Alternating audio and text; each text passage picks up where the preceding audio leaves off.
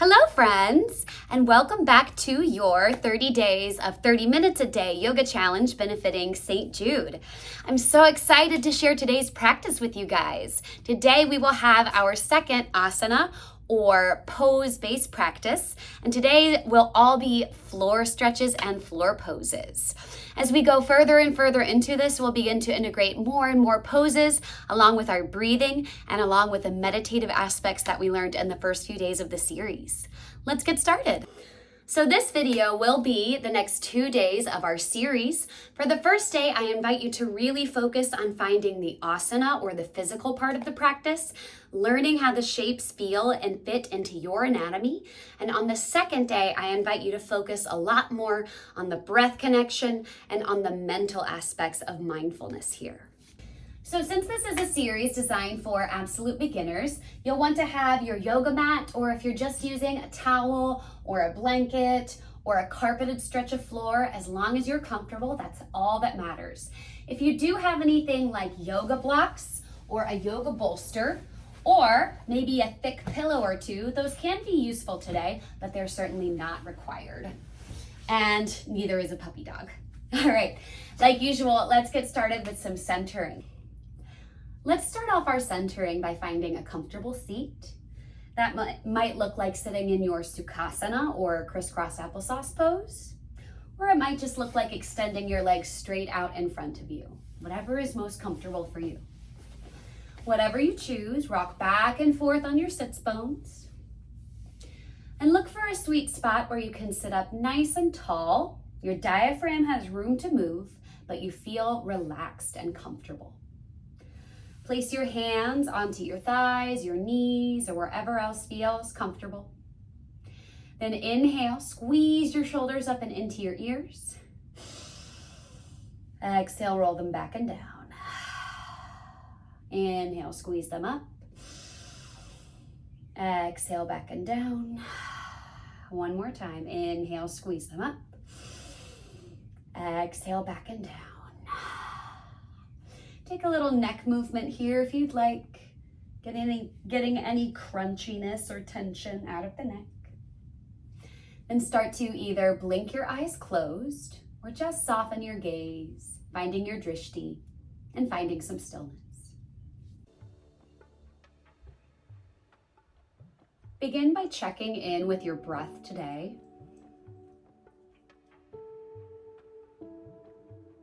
And just generally checking in with your mood, how your body is feeling, and what's going on in the present moment.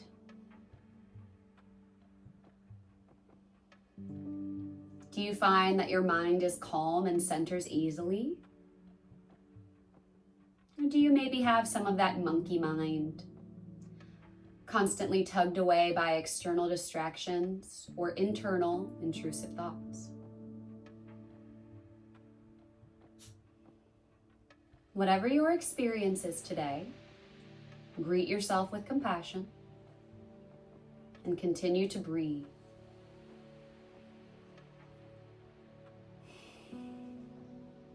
Just noticing what energy you've brought to your yoga mat,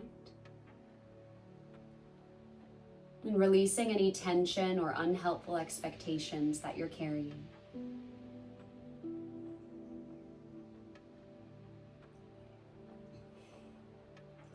Start to breathe a little deeper, cultivating a rhythm to your breath, in and out your nose or your mouth.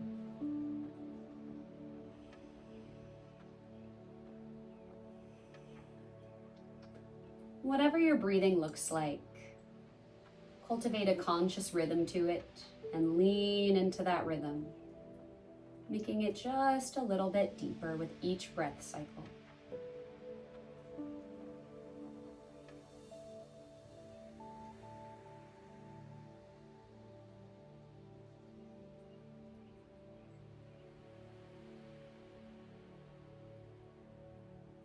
If you'd like, I invite you to pull your hands together at your heart center, pressing your thumbs into your sternum. And if you'd like to set your intention for your mat practice today, ask yourself what it is that brought you to your mat, that brought you to this yoga challenge today. Seal that intention into a word or a phrase and breathe that into your heart space.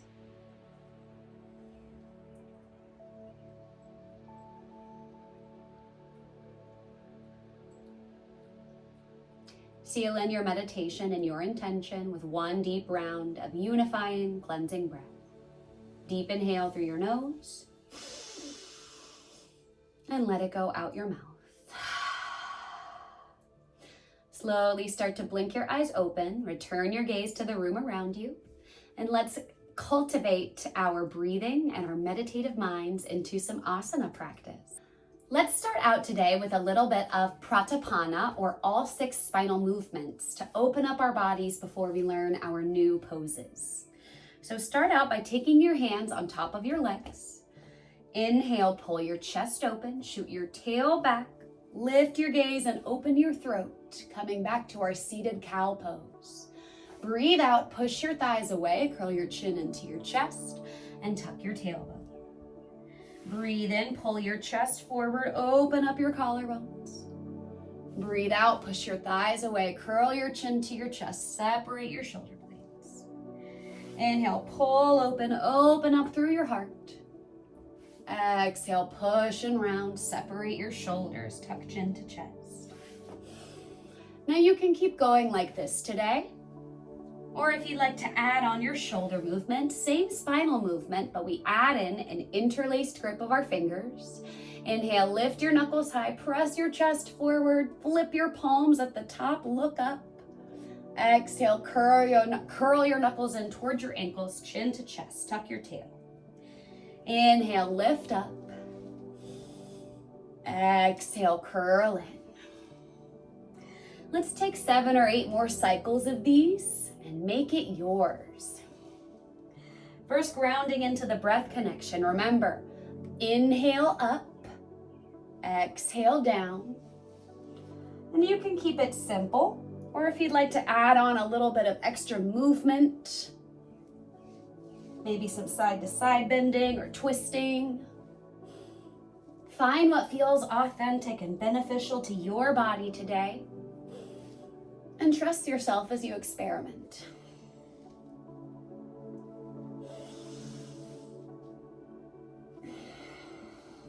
Let's take 2 more breaths here.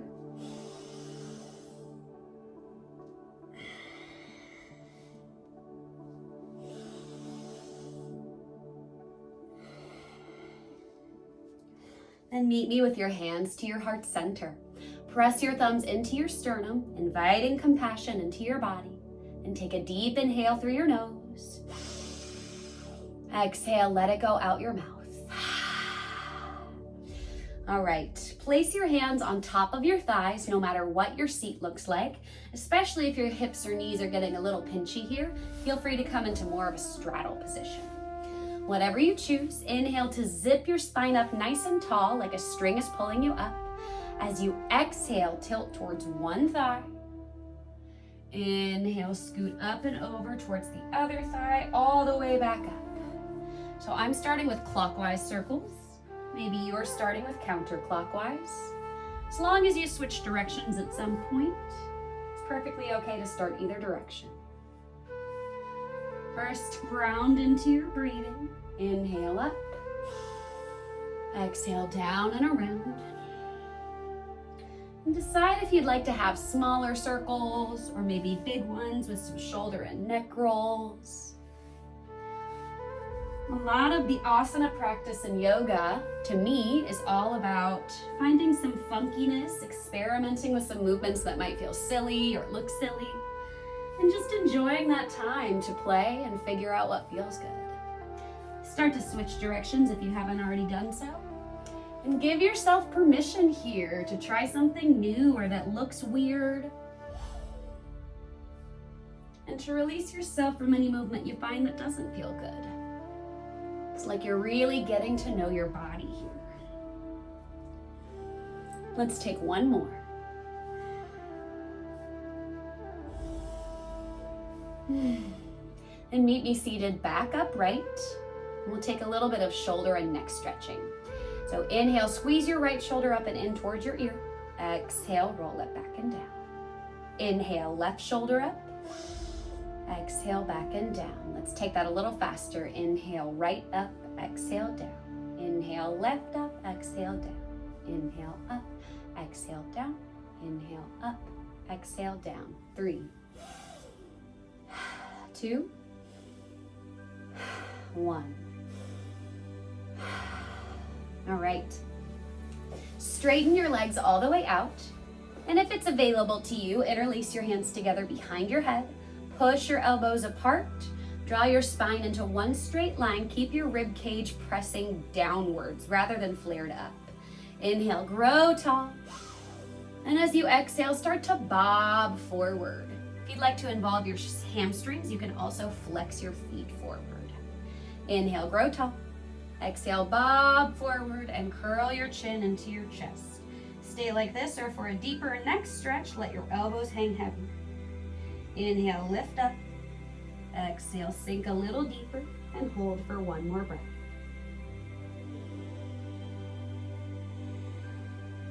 Slowly curl up one vertebra at a time. Release your hands. And if you'd like, you can take a little wrist circle, an ankle circle here, maybe a little circling of the head to rinse out anything we just awakened in the neck.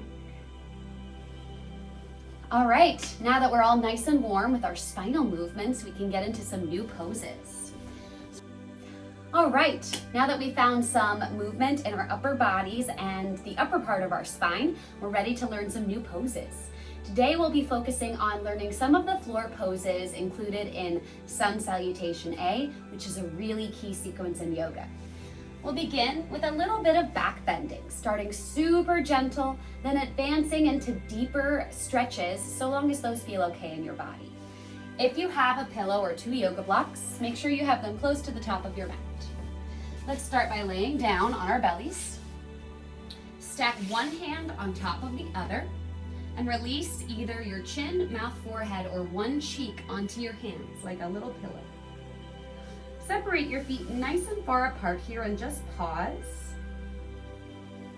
Notice the feeling of pressing your belly into the mat and the ground underneath you. It might feel good, it might feel unfamiliar, or both. Just take a few breaths here and send your body some gratitude for its capacity to be in this shape, your diaphragm's ability to expand and breathe deeply.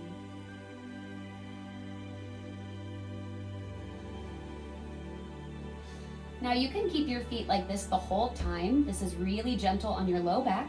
Or if you'd like a little deeper stretch going into the lumbar, walk your feet closer together. They can be as close as all the way together. Prop yourself up onto your elbows, and we'll start with our Sphinx pose. So prop up until your elbows are underneath your shoulder blades. Press all 10 fingerprints into the mat. You can even make little cat claws here and exaggerate. Look up softly. You can stay like this, or to really get a deep stretch, pull your elbows back and your chest forward. So if you watch me, I'm pulling really hard, but it doesn't really make a big visual difference. However, I really feel it in my body, in my chest and my shoulders. So imagine one of those regal Egyptian Sphinx statues. This is the look that we're going for. Look up a little bit higher. Take a deep breath in and a deep breath out. Stack your hands back on top of each other and release chin, mouth, forehead, or the opposite cheek. So this pose is called crocodile. It'll be our little resting position between back bends. Take one deep breath here.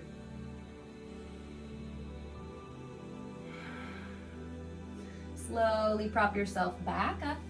Let's take our Sphinx pose one more time. So we have elbows underneath shoulders. For a deeper stretch, pull your elbows back, your shoulders forward. And maybe you can even feel some lengthening through your upper abdomen. Squeeze your shoulders down and back. Look up. Take a deep breath in. A deep breath out. Squeeze a little more, maybe look a little higher. Deep breath in. Deep breath out. Slowly lower your forehead back onto your hands, but this time switch which palm is on top. Take one breath in crocodile.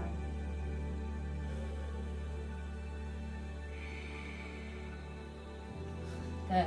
Now place your hands underneath your shoulders. You can take your Sphinx pose a second time, or start to press into your hands and gently, slowly lift up.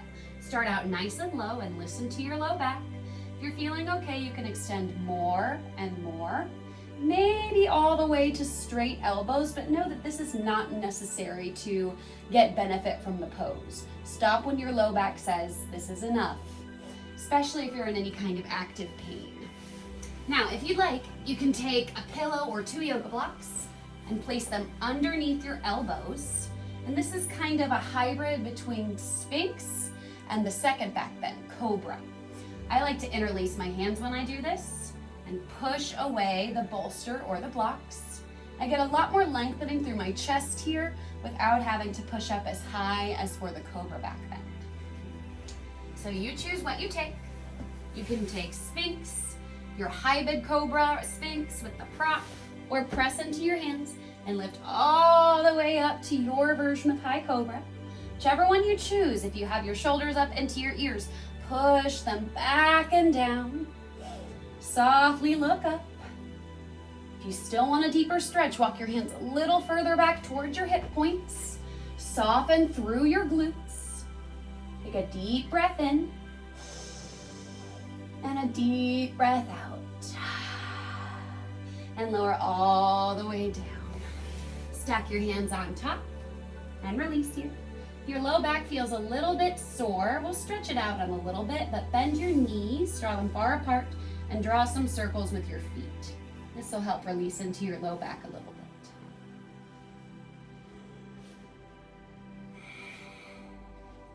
All right, let's take our third and last back bend of this video. So either pressing up to your Sphinx, using your prop for your hybrid Sphinx and Cobra, or all the way up to your high Cobra. Take a deep breath in and push up. Squeeze your shoulders down and back. Imagine pulling your chest forward and your hips back and look up. Deep breath in. Deep breath out. Go a little deeper, whatever that might mean for you here. Deep breath in. Deep breath out. And come all the way down. Stack your hands. Release chin, mouth, or forehead. And find stillness or separate your knees, kick up your heels, and draw some circles with your feet. Let's slowly start to press our way up into our tabletop position. So tabletop just means we're on hands and knees with the idea that our back is sort of forming this tabletop position.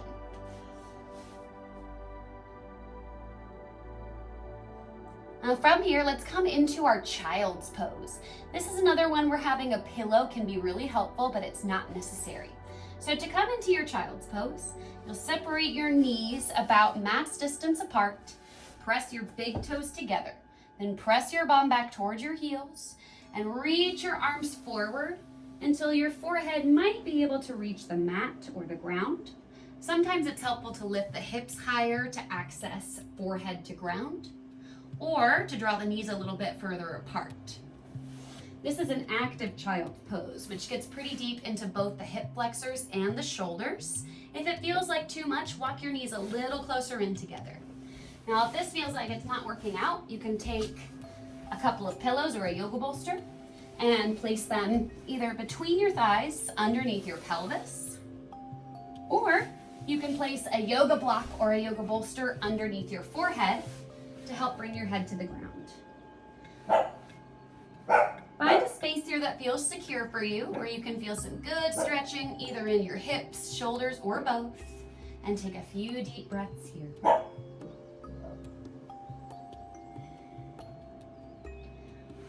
Notice where you feel sensation. Maybe you feel an opening in your hips or an opening in your shoulders. Maybe you feel some lengthening along your spine or your low back. Notice any places feeling discomfort and imagine sending your breath into those places. Using inhales to pick up that tension and exhales to relax into them and send tension out of the body. Take 3 more deep breaths here, not indulging on anything that you're feeling, just noticing.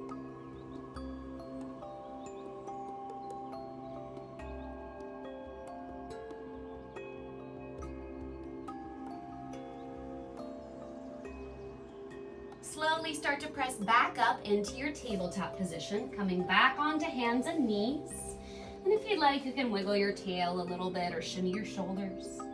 Now it can be natural at this point to have a little discomfort going on in your knees. This is a little bit of a knee-heavy day. Know that you can always roll up your yoga mat, place a blanket underneath your knees, or even your bolster or a pillow to add a little bit of cushion. All right, let's come into our next position, which is our forelimb staff or high plank pose. Now, most of you have probably done a plank position before, so we'll put a little bit of a yoga twist into it today. Our first option is knee plank. So from your tabletop position, walk your hands forward until your hips make a perfect diagonal line towards the ground. So a lot of people for knee plank, I see them still in this sort of tabletop position with hips over knees. We want to press the hips as far forward as we can while still keeping the arms fully extended. This will have a lot more core engagement. From here, press really hard into all 10 fingerprints, avoid dumping into the wrists, and puff up your shoulder blades. Look up to the top of your mat. And if you're doing it correctly, even if you've got a pretty strong core, you should feel some sensation here. Your second option is, of course, your knees up, forelimb staff, full high plank. Lift your kneecaps up, sink your booty down, rock forward on your toes, and puff up your shoulder blades. Look up to the top of your mat. Now, a lot of people really struggle with the push-up part, so let's focus on that today by taking several scapular push-ups. Feel free to watch me to see what this looks like. So whether I'm in knee plank or high plank, I see a lot of new yogis doing this guy where we've got really saggy shoulders. To help correct this and stabilize through the upper back and shoulders, we push the ground away, like we're really trying to round through the shoulder blades, then intentionally sink back. As you can see by my demo, I inhale when I sink down and I exhale when I push up. For this particular exercise, I want to exhale when I feel like I'm doing the most muscle engagement to help my body relax through the strength building. Let's take 5 of these. Find either your knee plank or your high plank, and we'll find 5 scapular push-ups. Inhale, sink down. Exhale, push up. Down, up. For 3, up. 2, up. 1, up. Place your knees down if they're not there already, and press back into your child's pose. Knees apart, big toes together. Press your bum back and reach your hands forward. Feel free to grab any props you need. Remember not to worry about what the pose looks like or comparing yourself to any other arbitrary standard. Just enjoy a chance to slow your heart rate down and breathe here.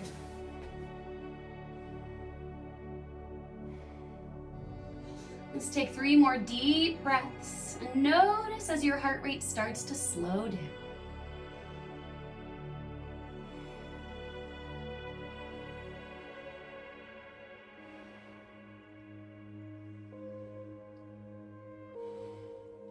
Slowly press back up to your tabletop position.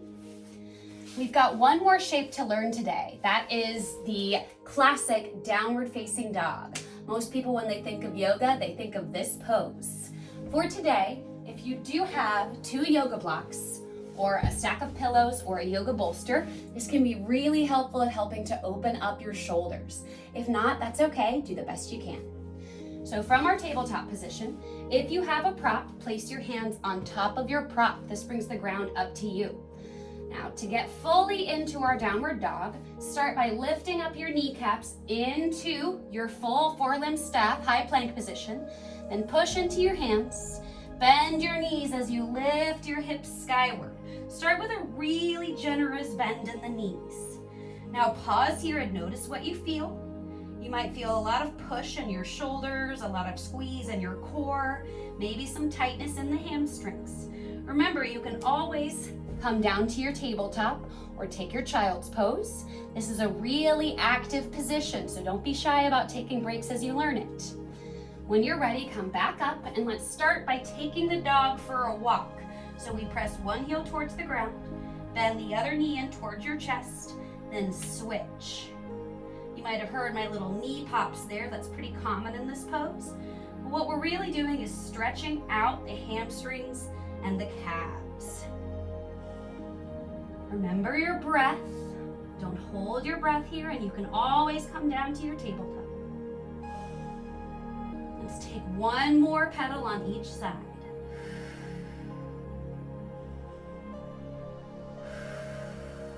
Come back down into your tabletop position. Now, if you're not feeling a lot in your shoulders, feel free to take your prop away and try it without it. I'll demo working on this without a prop, but know that you can still use them if you'd like to. Place your hands back down. To protect your wrists, press into all 10 fingerprints and into the meat between your forefinger and thumb. Lift your kneecaps up into your high plank position. Bend your knees as you lift your hips up high. Now pause here for the deepest stretch in downward dog. Think about pressing your chest toward your thighs and your tailbone up to the sky. Doesn't matter how bent your knees are, we really want to go for this nice long shape in the upper body for a deep shoulder stretch. If that feels pretty good, relax your neck. Take a big breath in. And start to exhale as you ground your heels towards the floor. It is completely okay if your legs don't straighten much, and your heels absolutely do not have to touch the ground. Let's take 3 deep breaths here, knowing that if your body is inviting or mandating a break, you can always find that. Relax your neck, maybe nodding your head yes, shaking your head no. Push a little harder into your hands, lift your tailbone high. Take one more deep breath.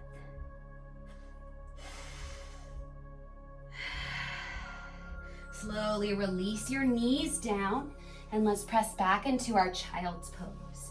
Knees apart, big toes together. Press your bum back towards your heels and you can reach your hands forward or you can shift into embryo pose here by sweeping your hands back behind you. This can be really nice, especially if your hands are sore from all of our planking and down dogging. And feel free to put a cheek down instead of your forehead. Take one deep breath. And if your cheek is down, switch the side cheek that you're on. One more deep breath.